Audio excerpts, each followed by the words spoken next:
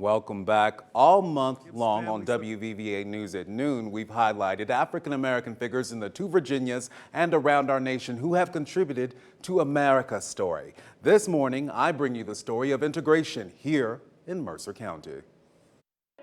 These hallowed halls continue to produce champions in every field, from medicine to arts to sports and technology. Enter Beaver Nation and every student has the equal opportunity to thrive. Inside the classroom of English teacher Larry Hypes, the story of Bluefield High and the men and women who walked these storied halls is told on the wall. I felt like nobody understands division better than Bluefield. Down the road and here, you're a mile away from the old Confederacy and the Union. That's the knife edge of division. When you think about 150 years ago, this area wanted to stay with the Confederacy. Today, the old Virginia counties are thinking about joining West Virginia. So I felt like the story of these schools would blend, and we tried to make it into thirds, that they would blend into the modern era.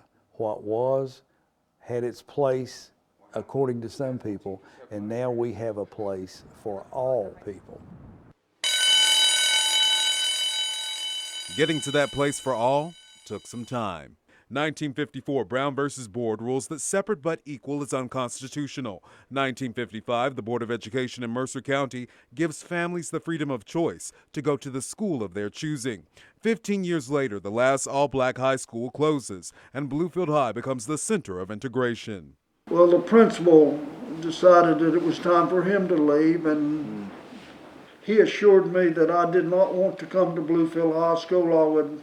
No one could survive there. It would be 10 years before things would ever be anywhere near the semblance of a public school system again. George Earps felt differently and chose to take on the task of heading the first fully integrated high school in the county. I spent all summer trying to get ready, and I made a lot of plans and did a lot of work and this kind of thing, and it all fell apart on the first day. A student teacher came running in the office and he said, "Mr. Earps, you need to come down the hall," said there's a really bad fight down there.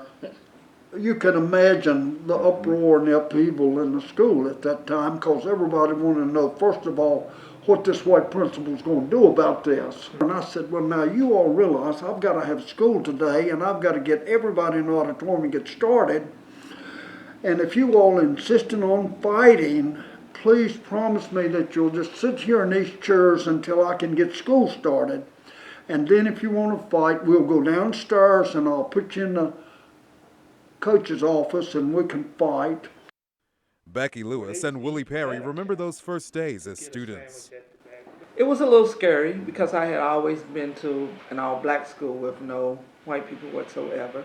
But I remember my dad telling me on my first day of school, they're just like you. They're humans just like you. They get into their clothes the same way you get in yours. If you go there being afraid and they can smell you being afraid, they're going to take advantage of that. If you go there with the confidence that you have had since you were in the black school, there's nothing they can do to you. We went up there, we were playing ball. So we came to school one morning and everybody was sitting on the floor. See, we didn't have no black cheerleaders. So the white kids, they had a sit-in. We don't want no black cheerleader. They weren't gonna have one. They weren't gonna have it. They had a sit-in that morning. So they had that protest, then finally we got a black cheerleader. Then when my daughter got up there, 15, 20 years later, she said she's going to go. I said, you go ahead and you do that because we had to fight for this. You know, you fought for everything you get. Some 50 years later, Principal Earps is grateful he did not listen to the naysayers. I kind of felt like the Lord had put me in that job at the time for whatever reason. I grew up feeling, because of what my mom told me, that most of the things like that that occurred in life, you were in a particular place at a particular time.